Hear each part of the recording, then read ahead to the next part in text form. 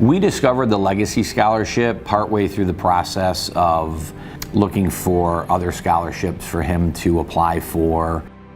It's hard when when I was 17 years old to get this letter from the alumni office. It was kind of like, oh cool, it's some more money to take off the cost, but you don't understand the impact of that or why or how or things like that. And so, I knew SVSU from my dad going here, but I was by no means an expert on all things SVSU. Once we found out that he did get the Legacy Scholarship, there was definitely a little sense of pride.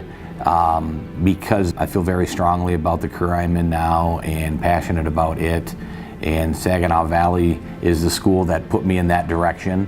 When it really came full circle for me was I joined Forever Red, which is the student alumni organization on campus. So that's where the added sense of pride about being a Legacy student came in.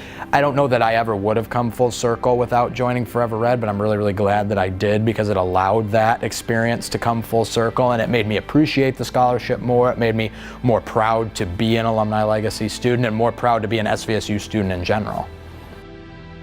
He just had a tremendous amount of motivation as a freshman to get involved in things.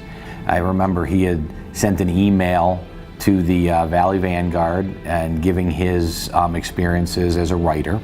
And he really, I think, did an excellent job there and was editor-in-chief for 2 years. And then he's just gotten involved in so many other things with an economics group, a business group that he's done a lot more than I ever dreamed of doing when I was a student. When I came to SVSU, there were two things that I said I was never going to do. And the first one being academic research and the second one being studying abroad.